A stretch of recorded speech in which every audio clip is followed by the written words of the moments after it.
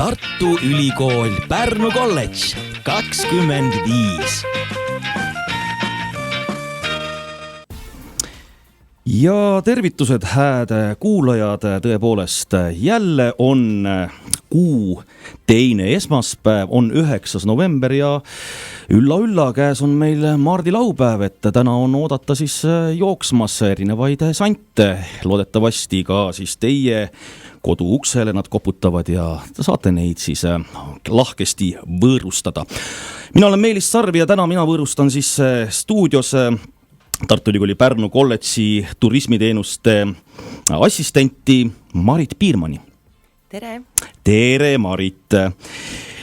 No nõnda, käes on jälle siis selline kibe aeg, kus piirid on lukus siin, seal turism on taas kord madalseisus ja kukkumisruumi veel on natukene. Aga püüame olla meie täna siis optimistlikud ja optimismi tavaliselt ikka toob ju meenutused ja eriti lapsepõlve meenutused, et alustame ka sinuga siis nii-öelda tutvumist just läbi lapsepõlve, et kuidas sinu teekond on välja näinud jõudmaks täna siia, kus sa oled, Tartu Ülikooli Pärnu kolledžisse? Võiks öelda, et üsna huvitavalt, sest tegelikult enne, kui ma otsustasin kolledžisse õppima tulla, olin ma Pärnus käinud ainult üks kord. Aga ju siis olid mingisugused kõrgemad plaanid minu jaoks valmis seatud nii, et ma praegu siin olen. Ja neid sõnumeid on mulle saadetud ka unevahendusel, võiks öelda. Täpselt ei mäleta, kui vana ma olin, aga üsna noorena nägin unes, et töötan punastest telliskividest ülikoolis. No tollel ajal ei olnud mingit muud ülikooli peale Tartu Ülikooli. Et ilusad 6 valget sammast ja selline suur esinduslik hoone, aga mina nagu töötasin tehase hoones sellises kivist punastest tellistest majas. Ja nüüd üllatus, ilmselt kuskil 30 aastat hiljem Pärnu kolledži üks osa ongi ju vana korgivabrik, mis on ehitatud punastest tellistest. Ja punased sambad. Punased sambad ka, jah. Nii, aga sinu teekond jah, et ennustuslikku unenägu küll andis juba kätte mingisuguse võtme, eks ju, et kuhu võib-olla kunagi siirdud, aga tegelikult sinu teekond on olnud ikkagi vägagi kirev ja see ei ole ainult siin Maarjamaale see teekond siis kestnud või läbi käidud see maa, vaid et on ikkagi avastatud ka muid mandreid. Jaa, no mina olin see mustlammas perekonnas, kes ei läinud pärast keskkooli ülikooli, nagu suurem osa mu ka klassikaaslased tegid, vaid mina otsustasin tegelikult ka juba väga varases nooruses, et ma tahan Ameerikasse minna ja Ameerikas elada ja nii ma pärast keskkooli lõppu siis läksingi esialgu lapsehoidjaks, aga mitmeid kordi veel edasi-tagasi Ameerikat avastama, nii öelda. Kas see kuidagi see Ameerika avastamine ikkagi, kui mõtled tagantjärgi, oli ikkagi seotud sellega, et selline just nimelt ikkagi selline liikumine, turism, silmaringi avardamine, et see kõik kuidagi tegelikult nagu täitsa loogiline sinu eluteel praegu vaatad tagasi minnes? No praegu otsi kokku pannes jaa, sest et lisaks Ameerikale ma leidsin ennast ühel hetkel Kreetalt töötamas ja otseselt ka turismi sektoris, et turiste vastu võtmas, turistidele siis Kreeka ajalugu tutvustamas. Tunnistan ausalt, et ega ma pärast keskkooli ei arvanud, et turismi on üldse vaja õppida. No mida tere oskad öelda, naeratada oskad, teenindada oskad, et mis seal ikka nii väga teha. Aga olleski ise nagu sektoris sees ja lennates palju ja nähes ka nagu selliseid aspekte, kui palju tegelikult turismisektoris ressursse raisatakse, siis nüüd ma olen natukene isegi teise poole pealt turismile lähenema hakanud ja kui ma kolledžisse otsustasin õppima tulla, siis ma tulingi natukene sellise mässa ja plaaniga, et ma tulen vaatan, kuidas see asi siin käib ja äkki me saame seda turismi natukene kuidagi jätkusuutlikumaks või loodussõbralikumaks teha. Sest päris palju ringi reisides, nagu ma enne ka ütlesin, ressursi kasutamine, aga see ei ole ka ainus, et mismoodi ekspluateeritakse kohalikke inimesi, mismoodi näiteks loomad kannatavad. Turist ise tegelikult seda ei näe, talle tundub tore ju elevandiga ratsutama minna või nunnu suurte silmadega leemur on, sul antakse peo peale mähkmed käes, aga tegelikult see ei ole ju loomadele loomulik keskkond ja samamoodi sellel turismil on väga ilusat ja sellist värvilist osa, aga on ka sellist tumedat ja mitte nii toredat poolt.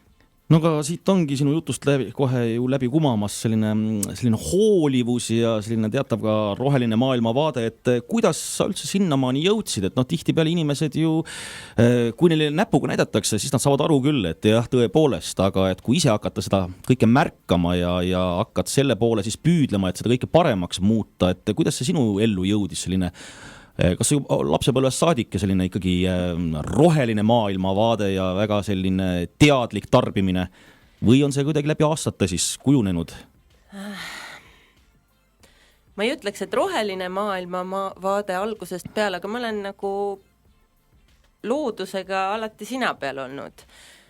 Mäletan, sõbrannaga tegime loomakaitseühingut, meil oli mingi konnaga tempel sinna oma külas siis väga varases nooruses värbasime ja kui keegi mõnele loomale liiga tegi, siis et see ongi pigem vist jah sellest, et nagu loomi kaitsta ja järjest rohkem oled hakanud nägema sellist laiemat pilti, et tegelikult ei ole vaja nii palju võib-olla raisata ja ma olen see üks imelikest inimestest, kes alati paneb hotelli ukse peale sildi, et ärge koristage, isegi kui ma olen nädal aega seal, ise ju kodus ei vaheta üle päeva voodilinu, et see on kuidagi nagu võib-olla alateadlikult tulnud. No nii, aga kogu sellest suurest reisimiste maailmast mingil hetkel sa ikkagi leidsid, et vaja on õppida ja tarkust koguda ja sa ei ole lihtsalt tarkust taga nõudnud, vaid sa oled ikkagi asja väga süvitsi võtnud ja ikkagi süvateadust põhimõtteliselt juba teinud. No akadeemia kontekstis magistrikraad ei ole veel süvateadus, aga paljudele inimestele see ikkagi seostub, et magister, see on midagi väga kõrget. Aga sul on õigus, et tegelikult olen turismi ja teenindust ja teenuseid õppinud peaaegu kolmandiku oma elust, siis kui nii öelda, et rakenduskõrghariduse sain Tartu Ülikooli Pärnu kolledži turismi ja hotelliettevõtluse õppekaval ja siis magistrikraadi teenuste disaini ja juhtimise kaval. Täiendanud nipet-näpet juurde ja nüüd olen ka nii kaugel, et õpetan siis ise nii üliõpilasi kui ka nõustame ettevõtjaid. No nii, me saamegi nüüd hakata rääkima nendest teemadest, mis on siis sulle südamelähedased ja kus on sinu siis sõrm või isegi käsi väga tugevalt sees. Üks selline projekt on Garden Pearls. Jaa, Garden Pearls esialgu ei olnud nii-öelda minu südameprojekt. Ma olin siis just värskelt tulnud kolledžisse projektijuhiks tööle ja selleaegne turismiosakonna juht Heli Müristaja koos kolleegiga sihtasutusest Pärnumaa turism Kaire Ilusaga, nendel oli südameasi, et kõik need ägedad ja ilusad ja fantastilised aiad, mis meil Eestis on, peaksid olema või võiksid olla ka turistidele nähtavad või kättesaadavad, et ressurssi on väga palju, potentsiaali on väga palju, aga tavaliselt aiaomanik ise nokitseb, see on tema selline südame asi, nii-öelda beebi, ja väga paljud võib-olla ei jõua sinna või siis jõuavad sinna sellised inimesed, kes on väga süva aianduse huviga, mis on täiesti okei, et tahad endale mingit huvitavat taime ja lähed siis selle aedniku juurde uurima, et kuidas seda kasvatada, kuidas sellega hakkama saada. Aga tegelikult, kui me räägime aiaturismist ja aiandushuvilistest inimestest, siis praegu nägime ju ise ka koroona ajal, aiapidamine oli see päästerõngas, millega need õnnelikud, kellel siis aia või maalapp olemas oli, said tegeleda või siis kõikvõimalikes parkides jalutamine, igasugused rekreatiivsed tegevused, just loodusega kooskõlas olemine ja nii see Garden Pearls ehk siis aiapärlite projekt tegelikult ellu ka kutsuti, et seal olid süvahuvilised, oli turismisektor ja oli siis Eesti-Läti programm, kes selliseid ideid rahastas ja tänaseks oleme me tegelikult aiapärlite projektiga lõpusirgel, vaatasin hommikul oli tulnud teade, et tee lõpparuanne ära,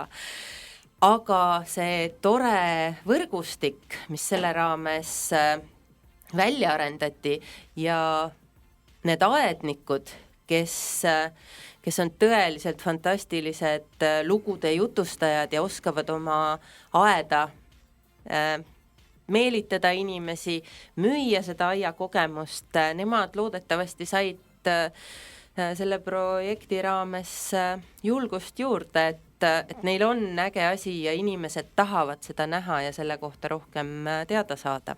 No loodame, et see kuri katk, mis maailmas lahti on praegusel hetkel jälle möllamas, et see ikkagi seda aiapärlite siis nii-öelda sellist hinge ära ei söö, et inimestel ikkagi need aiad on avatud ja on võimalik külastada neid ka edaspidi.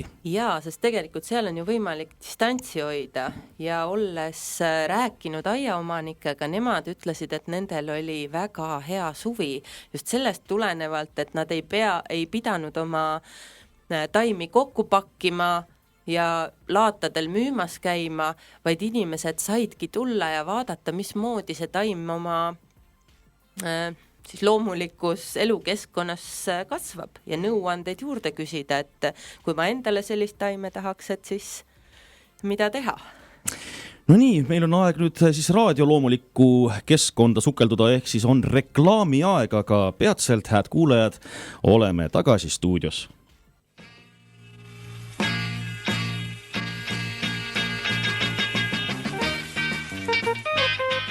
Tartu Ülikool Pärnu kolledž 25.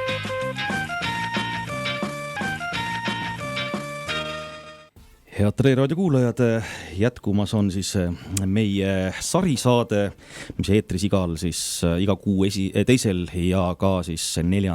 esmaspäeval. Mina olen Meelis Sarv ja täna on siis minul stuudios külaliseks Pärnu kolledži turismiteenuste assistent Marit Piirmann. Ja tagasi tulles nüüd sinu tööde tegemiste juurde, siis Nature Biz on selline vahva projekt, mida kindlasti, ma usun, paljud raadiokuulajad võib-olla isegi on kuulnud, aga neil ikkagi aimu küll ei ole, et millega tegelikult tegu on. Nature on, eks ju, looduse. Aga et mis seob sind selle projektiga? No ma loodan, et raadiokuulajad on sellest midagi kuulnud, sest et ma olin seotud valdavalt kommunikatsioonitegevustega selles projektis. NatureBiz oli minu jaoks ka selline eneseproovile panek, et kui me enne rääkisime aiapärlitest ja turismist ja inimeste aeda meelitamisest, siis loodusel põhinev ettevõtlus on natukene selline vastuoluline teema ka, et kuidas siis niimoodi majandada, et sa jätad järeltulevatele põlvedele ka pärast midagi, millega majandada. Ja tegelikult sellele meie koolitused ja koolitusprogramm keskenduski. Rääkisime väga paljude ägedate, valdavalt Pärnumaa ettevõtjatega, mitte nüüd ainult enam turismi omadega, vaid sellistega, kes kasutasid loodusressurssi ja selle põhjal siis elatasid ennast. Ja sealt saime teada, mida neil veel oleks vaja teadmiste mõttes ja panime koos lätlaste, rootslaste ja soomlastega kokku koolitusprogrammi. Et loodusressurssi siis mitte lihtsalt laevaga kuhugi ümbertöötlemiseks saata, vaid seda koha peal niimoodi väärindada, et võidaksid kogukond, ettevõtja kui ka siis looduskeskkond. Kui konkreetsetest näidetest rääkides, mul tuleb kohe meelde üks intervjuu, kus me rääkisime ettevõtjaga, kes kasutab pilliroogu, et teha sellest kõrsi, joogikõrsi. Jätkusuutlikkuse teemalt täpselt sellel ajal olid tulnud teated, et kõiksugused plastik asjad on pahad ja neid kasutada ei tohiks. Ja siis tema lahendas enda suurt probleemi, mis tegelikult oli vaade merele või selle puudumine siis, et ta kasutas siis pilliroogu ja tegi sellest joogikõrsi, mis lahendas ära tegelikult ka hoopis laiemat probleemi. Et see oli üks näide siis, kelle me tõime heaks kaasuseks nendele õppijatele, kes programmist osa võtsid.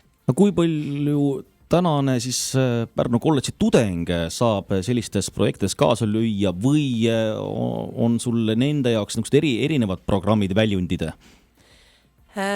Selles konkreetses projektis sellest võttis osa minu teada üks 3. kursuse üliõpilane ja üks vilistlane, kellel oli idee, et mismoodi siis jätkusuutlikult ja roheliselt majandama hakata.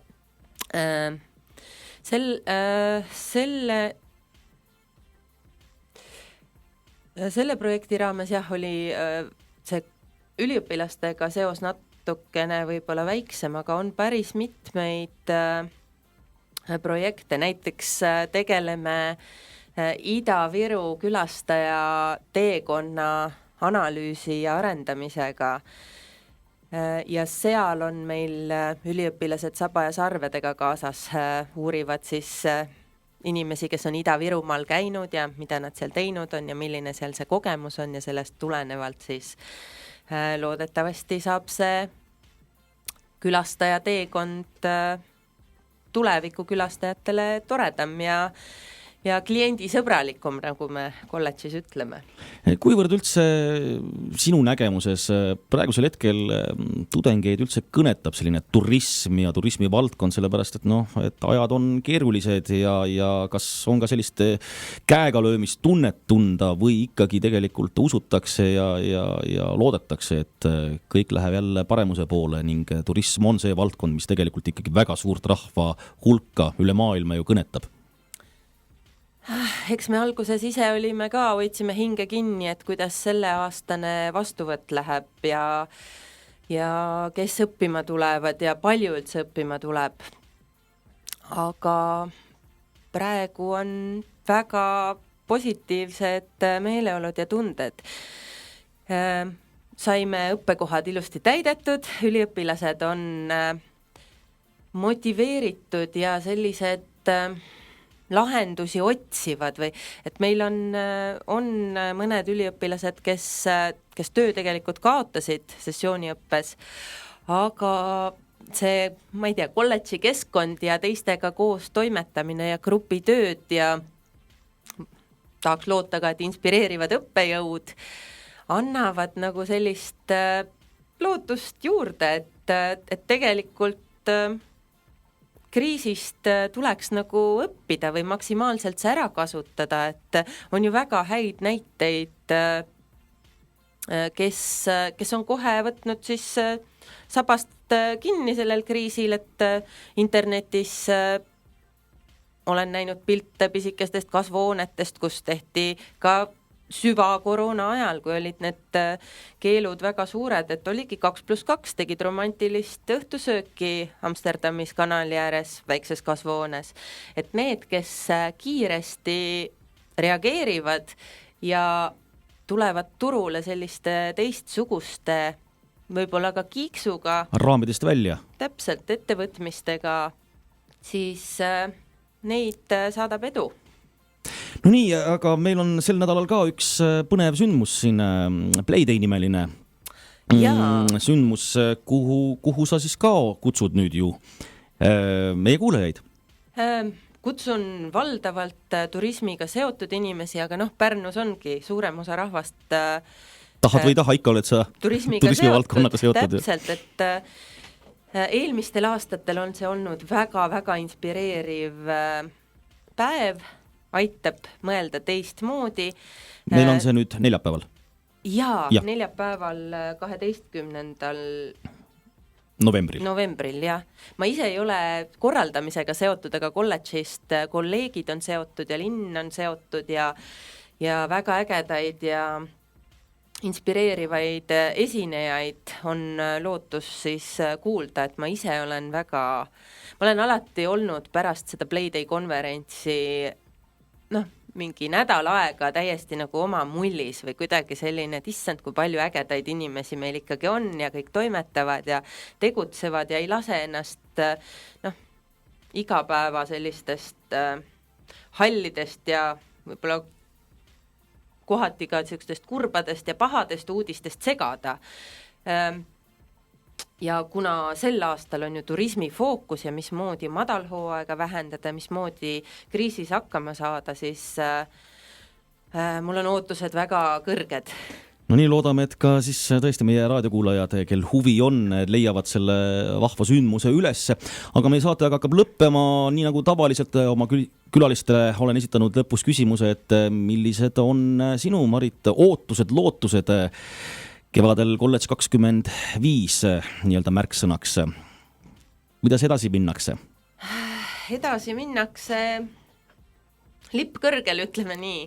Tahaks loota, et akadeemia Pärnus pärast 25 aastat koha peal olemist on linnale omaseks saanud, et Pärnu linna ei kujutata ilma kolledžita ette ja et turismi ei kujutata ilma Pärnu kolledžita ette.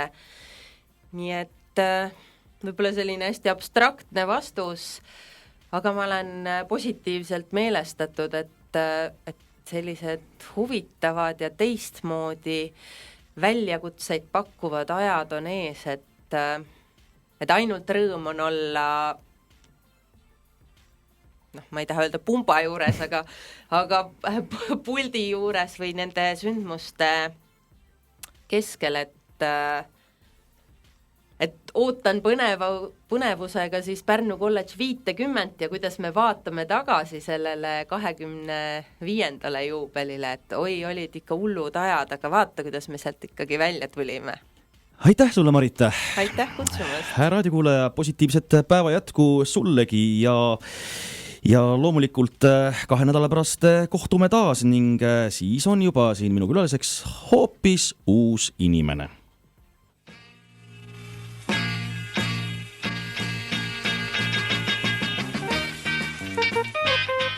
Tartu Ülikool Pärnu Kolledž 25.